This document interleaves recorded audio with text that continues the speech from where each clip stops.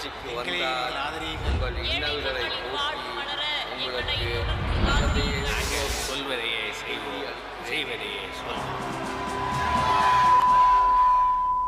வணக்கம் நேயர்களே, வாக்காளர் பெருமக்களை நிகழ்ச்சிக்கு உங்களை வரவேற்பது விக்ரம் ரவிசங்கர். அரசியல் கட்சி தலைவர்களின் மேடை பேச்சுக்களில் சுவாரஸ்யமான பகுதிகள் அடங்கிய விறுவிறுப்பான தொகுப்போட இன்னைக்கும் உங்களை சந்திக்கிறதுல மிக்க மகிழ்ச்சி. இப்போ நிகழ்ச்சிக்குள் செல்லலாம்.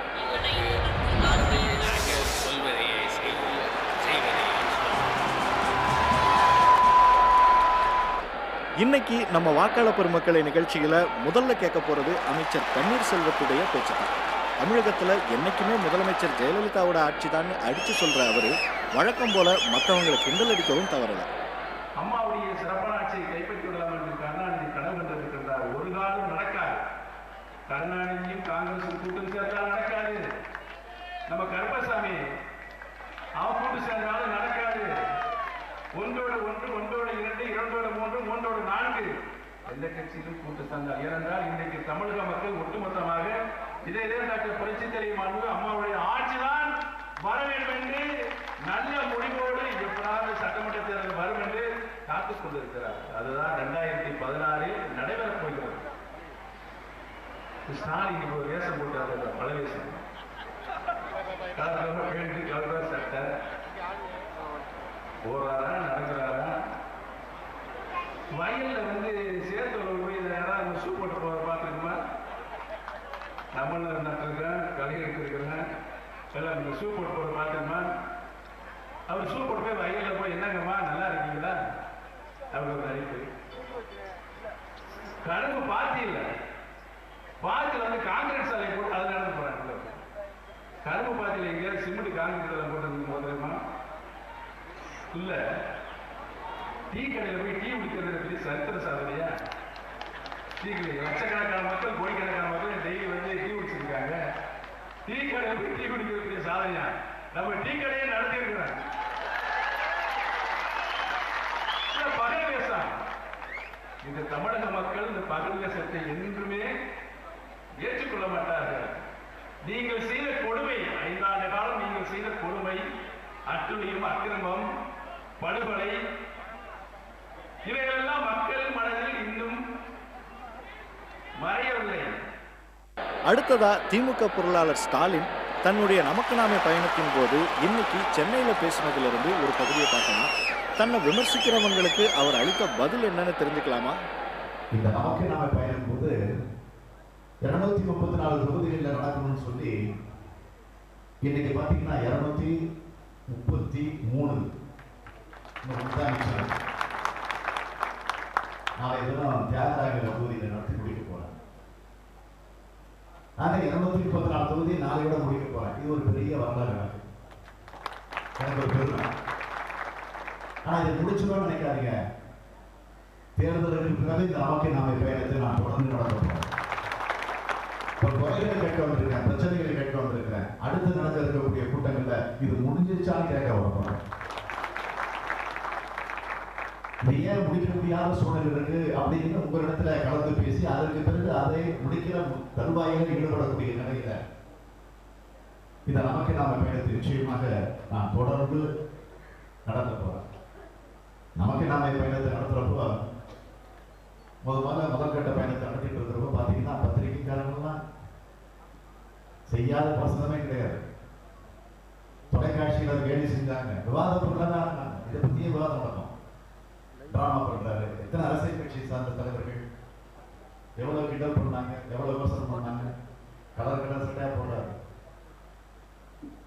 சைக்கிள்ல போறாரு, டீ குடிக்க போறாரு. டீ குடிக்கிறது தப்பா? நான் கேட்கிறேன். ஒரு நிதித்துறை அமைச்சராக இருக்கிற ஓ பன்னீர்செல்வம் அவர்கள் அவர் சொல்றாரு, சமீபத்தில் ஒருத்தர் பேசியிருக்காரு, பத்திரிகையில் படிச்சேன். என்ன பேசியிருக்காருன்னா, இவர் கடை போய் டீ குடிக்கிறான், டீ கடையே வச்சிருக்கிறேங்க.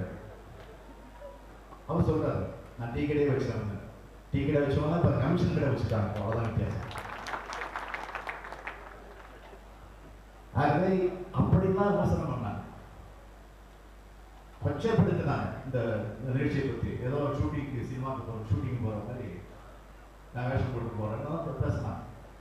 அப்படி பேசுறவங்களாம் இப்போ மாறி இதை பார்த்து ஆச்சரியப்படக்கூடிய அளவுக்கு எப்படி முடிஞ்சிச்சு, எப்படி வேலை செய்ய முடியுது அப்படின்னு பேசக்கூடிய அளவுக்கு வந்துச்சு. இது ஏதோ என்னுடைய தனிப்பட்ட சக்தின்னு சொல்ல மாட்டேன். நீங்க தந்த ஆதரவு, மக்கள் தந்த ஆதரவு, அந்த ஆதரவின் அடிப்படையில் நான் அப்பெல்லாம் சொல்லுவேன். விமர்சனம் பண்ணப்ப பத்திரிகை வந்து நீ கேட்பாங்க, இப்படிதான் உங்களை பத்தி விமர்சனம் பண்றாங்கல்ல அப்படின்னு. நான் கவலைப்படலை, நான் வருத்தப்படலை. நான் வருத்தப்பட்டா கவலைப்பட்டா போய் படுத்துருவேன். அவங்க சொன்னதை நான் ஊக்கமா நினைச்சுக்கிறேன், எனக்கு உற்சாகமா நினைச்சுக்கிறேன். இன்னும் அதிகமா செய்யணும்னு சொல்றாங்க உங்களுக்கு, இன்னும் அதிகமா செய்யலாம், அப்படிதான் நான் சொல்லிட்டு இருக்கேன். இப்ப பாத்தீங்கன்னா தமிழ்நாட்டினுடைய முதலமைச்சர் அம்மையார் ஜெயலலிதா அவர்கள் கட்சியினுடைய பொதுக்குழுவிலே ஒரு 1/2 மணி நேரம் பேசுறப்ப நமக்கு நான் பத்தி 25 நிமிஷம் பேசியிருக்கிறார். நேரத்துக்கு ஒரு திருமணத்தை பற்றி என்ன பேசியிருக்கிறார் பாத்தீங்கன்னா, பத்திரிகை எல்லாம் படிச்சிருப்பீங்க, தொலைக்காட்சி எல்லாம் பார்த்துருப்பீங்க. ஆக பொதுக்குழுவையே நமக்கு நாம தான் நமக்கு நடப்புறது, கல்யாண வீட்லயும் நமக்கு நாம நடப்புதான் நமக்கு. அதான் எனக்கு ஆச்சரியம். கதையெல்லாம் போடுறாங்க, இப்போ கதையெல்லாம் சொல்லிட்டு இருக்கிறாங்க. நான் அதை பத்திலாம் கொஞ்சம் கூட கவலைப்படுறேன். நான் நினைக்கிறது, நான் மகிழ்ச்சி அடைகிறது மக்களுடைய மனசுல ஆழமா பதிஞ்சிச்சு நினைச்சேன். இப்ப ஜெயலலிதாவுடைய உள்ளத்துல ஆழமா இந்த நமக்கு நாம பதிஞ்சிச்சு அப்படிங்கிற மகிழ்ச்சி தான் கண்டு. நமக்கு நாமே பயணம் தொடரும்னு ஸ்டாலின் சொல்லியிருக்காரு. அதனால இன்னும் நிறைய சுவாரஸ்யமான பேச்சுக்களை வரும் நிகழ்ச்சிகளில் எதிர்பார்க்கலாம். அடுத்ததா விடுதலை சிறுத்தைகள் கட்சி தலைவர் திருமாவளவனுடைய சமீபத்திய பேச்சை கேட்கலாம். நாம் மிக தெளிவாக, உறுதியாக கைகோர்த்து களப்பணிகளை ஆற்ற வேண்டும் என்பதுதான் உங்களுக்கு நாங்கள் சொல்ல வந்திருக்கிற செய்தி. யாரும் பரப்புகிற வதந்திகளை நீங்கள் நம்ப வேண்டாம். திருமாவளவன் கலந்து போய் விடுவாரா, முத்தரசன் ஒதுங்கி போய் விடுவாரா, வைகோ விலகி போய் விடுவாரா, ஜிஆர் என்ன செய்வார், இப்படி யாராவது வதந்திகளை தொடர்ந்து கிளப்பினால் அதற்கு ஒருபோதும் நீங்கள் செவி கொடுக்க கூடாது, இடம் கொடுக்க கூடாது. தமிழகத்தில் ஒரு புரட்சிகரமான மாற்றத்தை ஏற்படுத்தக்கூடிய, ஆட்சி மாற்றத்தை ஏற்படுத்தக்கூடிய, அரசியல் மாற்றத்தை ஏற்படுத்தக்கூடிய வலிமை பெற்ற கூட்டணி மக்கள் நல கூட்டணி. அந்த பார்வையும் புரிதலும் கொண்ட தலைவர்கள் கூடியிருக்கிறோம். ஏதோ ஒரு கூட்டணியில் சேர்ந்தால் போதும், ஏதோ ஒரு சில இடங்களில் வெற்றி பெற்றால் போதும், ஏதோ 2 பேர் சட்டமன்றத்திற்கு போய் வந்தால் போதும் என்கிற நிலையிலே நாம் கூடவில்லை. மிகப்பெரிய ஊழல் சக்திகளை எதிர்த்து களத்திலே நாம் நிற்கிறோம். மக்கள் விரோத கொள்கைகளை உயர்த்தி பிடிக்கிறவர்களை எதிர்த்து நாம் களத்திலே நிற்கிறோம்.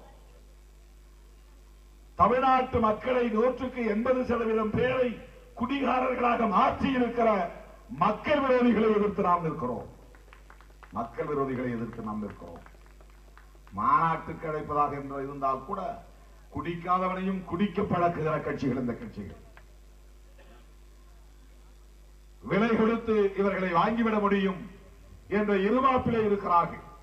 இந்த 4 பேர் என்ன பயணம் செய்தாலும், என்ன மக்களை போய் சந்தித்தாலும் இவர்கள் எல்லாம் ஒட்டுமொத்தமாக விலைக்கு வாங்கிவிட முடியும் என்கிற இருமாப்போடு இருக்கிறார்கள். ஊழல் பணம் கொட்டி கிடக்கிறது. அதற்கே ஒரு தனி அட்மினிஸ்ட்ரேஷன் அவர்களுக்கு இருக்கிறது.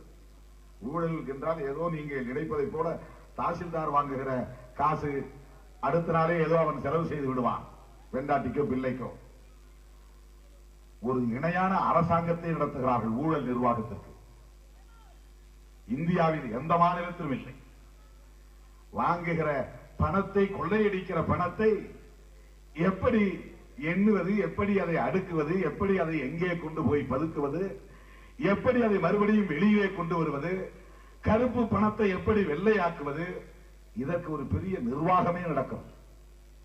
இந்த உலகமே நமக்கு தெரியாது. அப்படிப்பட்ட சக்திகளிடம் சிக்கி கிடக்கிறது இந்த தேசம். அப்படிப்பட்ட சக்திகளிடம் சிக்கி கிடக்கிறார்கள் தமிழ்நாட்டு மக்கள்.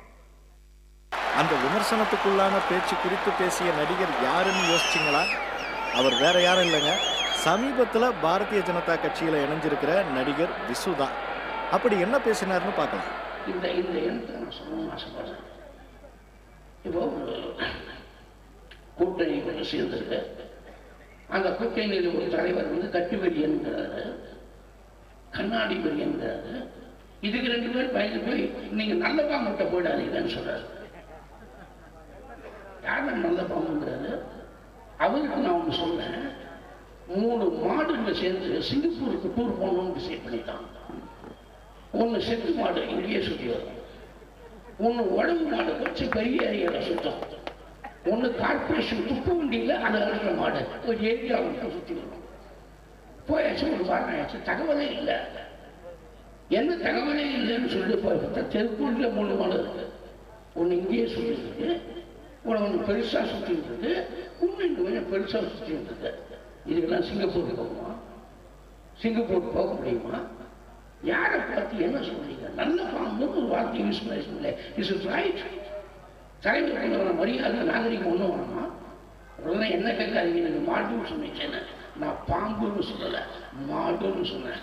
மாடை தெய்வமாக நினைக்கக்கூடிய ஒரு மேடையிலிருந்து நான் சொல்லிட்டு இருக்கேன். அதை அடுத்ததா காங்கிரஸ் கட்சியின் தமிழக தலைவர் EVKS இளங்கோவனுடைய பேச்சையும் அதை தொடர்ந்து அக்கட்சியின் தேசிய செய்தி தொடர்பாளர் குஷ்புவின் பேச்சையும் கேட்கலாம். ஜெயலலிதா அவர்கள் ஆட்சிக்கு வந்து 5 ஆண்டுகள் முடிய போகின்றன. இந்த 5 ஆண்டுகளில் ஜெயலலிதா தமிழகத்தில் எந்தெந்த ஊர்களுக்கு வந்திருக்கின்றார் என்று சொல்ல வேண்டும் என்று சொன்னால், இந்த 5 வருடங்களில் குறிப்பாக அவர் வெளியூர் சென்றிருக்கின்றார் என்று சொன்னால் அது ஒரே ஒரு இடத்திற்கு தான் சென்றிருக்கின்றார். அது கோடநாடு நீலகிரியிலே இருக்கின்றது. வேறு எந்த தமிழகத்து ஊர்களுக்கும் சென்று மக்களை சந்திக்காத ஒரே முதலமைச்சர் அம்மா என்று சொல்லக்கூடிய இந்த அம்மாதான். வெள்ளத்தால் தமிழகமே பாதிக்கப்பட்டது, குறிப்பாக சென்னை பாதிக்கப்பட்டது, கடலூர் பாதிக்கப்பட்டது, காஞ்சிபுரம் மாவட்டம் பாதிக்கப்பட்டது. தமிழக மக்களை நீங்கள் கபோதிகள் என்று எண்ணிவிடக் கூடாது. தமிழக மக்கள் இழிச்ச வாயர்கள் என்று நினைத்துவிடக் கூடாது. தமிழக மக்கள் 3 மாதம் கழித்து உங்களுக்கு பாடம் புகட்டுவார்கள். ஓடோடி போக வேண்டிய சூழ்நிலை உங்களுக்கு ஏற்படும். மக்கள் அவதிப்பட்டுக் கொண்டிருந்த நேரத்தில் மக்கள் மீது இவர்கள் அக்கறை கொள்ளவில்லை என்பது ஒரு புறம் இருந்தாலும் கூட, அதே நேரத்தில் யானைகளை அழைத்து போய் முதுமலையிலே புத்துணர்வு கேம்ப் நடத்தினீர்களே, இது என்னம்மா நியாயம்?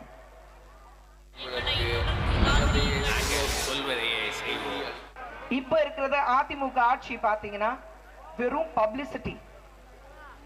எங்க போனாலும் நீங்க வந்து ஒரு ஸ்ட்ரிக்ட் கவர்மெண்ட் நான் கேள்விப்பட்டிருப்பீங்க, ஸ்ட்ரிக்ட் அரசாங்கம் நான் கேள்விப்பட்டிருக்கீங்க, ஸ்டிக்கர் அரசாங்கம் கேள்விப்பட்டிருக்கீங்களா? அதான் அதிமுகங்க, ஸ்டிக்கர் கவர்மெண்ட். எங்க போனாலும் ஸ்டிக்கர். ஒரு பேப்பர் திறந்தா ஸ்டிக்கர், ரைட் திரும்பினா ஸ்டிக்கர், லெஃப்ட் திரும்பினா ஸ்டிக்கர், மேலே பார்த்தா ஸ்டிக்கர், ஃபேன்ல ஸ்டிக்கர், மிக்ஸில ஸ்டிக்கர், வண்டியில ஸ்டிக்கர், பாக்கெட்ல ஸ்டிக்கர், கார்ல ஸ்டிக்கர், கையில மோதிரத்துல ஸ்டிக்கர். அது போகாதுன்னா இலவச கல்யாணம் பண்ணி வச்சாங்க, அந்த பொண்ணு மாப்பிள்ளைங்களுக்கு மரியாதை கொடுக்கறோம்னு சொல்லிட்டு நெத்தில அவ்வளவு பெரிய ஸ்டிக்கருங்க. என்னங்க கொஞ்சம் அது மரியாதை வேண்டாம்? இதே அதிமுக காரன் ஒருத்தர்கிட்ட கேட்டங்க, என்னங்க இவ்வளவு அசிங்கத்தை பண்றீங்க? நெத்தில ஸ்டிக்கர், மாலையில ஸ்டிக்கர். அவங்க எல்லாம் சொல்றாங்க பயமா இருக்குங்க, நாளைக்கு குழந்தை பிறக்கும்போது ஸ்டிக்கரோட குழந்தை எங்க கையில கொடுத்துருவாங்கன்னா. அதிமுக காரன் கிட்ட கேட்ட, இது ஏன் இப்படி அசிங்கத்தை பண்றீங்கன்னா, அவங்க நீங்க வேற, நாங்க வந்து சோறு போடுற ஏழை கூட அம்மா ஸ்டிக்கர் ஒட்டி தானே கொடுக்கிறோம், அப்புறம் எச்ச ஏழை கூட மிச்சம் விடுறது இல்ல, நீங்க அது உறுதியா இருக்கீங்க. இந்த ஸ்டிக்கர்ல வந்து சென்னை வந்து பாருங்க, 5 அடிக்கு ஒரு இடத்துல வந்து ஒரு பெரிய பேனர் இல்ல. நான் ஒண்ணு கேட்க விரும்புறேன், மத்தவங்க பேனர் வைக்கிறாங்கன்னா விடுங்க, அம்மையார் ஜெயலலிதா அவர்கள் வீட்டுல கண்ணாடியே இல்லையா? தான் பாக்குறதுக்கு எப்படி இருக்கு அவங்களுக்கு தெரியலையா? இல்ல கண்ணாடியில தான் முகம் எப்படி இருக்குன்னு பார்த்தா தெரிஞ்சிடும், இப்படிதான் இருக்கேன் நானு. அது என்னங்க தெருக்கு தெரு கரெக்டா மூஞ்சில வைக்கிற மாதிரி. தெருல ஆக்சிடென்ட்ஸ் நடக்குது, பள்ளிக்கூடத்துக்கு போற பசங்க நடு தெருல நடக்கிறாங்க. ஏன்னா எல்லா பிளாட்ஃபார்ம் மூடிட்டு இவங்க பேனர் வச்சிருக்காங்க, பாதி ரோடு வரைக்கும் பேனர்ஸ் இருக்கு. இந்த பேனர் பார்த்ததுக்கு அப்புறம், ஸ்டிக்கர்ஸ்ல தான் போட்டோ பார்த்ததுக்கு அப்புறம், ஓஹோ இதுதான் நான் அம்மையார் ஜெயலலிதா அவர்கள் வந்து கண்டுபிடிக்கிறாங்களா? பாட்டாளி மக்கள் கட்சி தலைவர் ராமதாஸ் சமீபத்துல ஒரு மேடையில தான் ஒரு தப்பு செஞ்சுட்டதா சொன்னாரு. அது என்னன்னு தெரிஞ்சுக்கலாமா? விவசாயி படுற கஷ்டம், அவங்க அடையிற நஷ்டம், இதெல்லாம் எனக்கு அத்துப்படி. விவசாயிகளுக்கு கூட அவ்வளவு தெரியாது. ஏன்னா எல்லா கட்சி தலைவர்களும் நீங்க பாருங்க, சென்னையிலிருந்து அரசியல் பண்றாங்க. நான் ஒருத்தன் தான் கிராமத்திலிருந்து அரசியல் பண்றேன். நான் என்னென்ன சொன்னா அதை எல்லாரும் காப்பி அடிச்சு ரொம்ப சொல்லுவாங்க. நான் சொல்றதுதான் திரும்ப சொல்லுவாங்க, காப்பி அடிப்பாங்க. நான் எந்த அறிக்கை விடுறேனோ அந்த அறிக்கையை அப்படியே காப்பி அடிப்பாங்க எல்லா கட்சியும். காப்பி அடிக்கிறத விட பாத்தீங்கன்னா அடிச்சாங்க காப்பி அப்படியே அடிக்குது. ஆனா உங்ககிட்ட இந்த நேரம் நான் ஒண்ணு சொல்லி ஆகணும். என்ன சொல்லணும்னா, ஒரு பெரிய தப்பு பண்ணிட்டோம். என்ன தப்புன்னா, இவங்க 2 பேரும் கூட சேர்ந்தது தப்பு தானே. நீங்க எவ்வளவு சொல்லி பார்த்தீங்க, நாங்க எங்க கேட்டோம்? என்ன நேயர்களே, தலைவர்களுடைய பேச்சுக்கள் எல்லாம் சுவாரஸ்யமா இருந்ததா?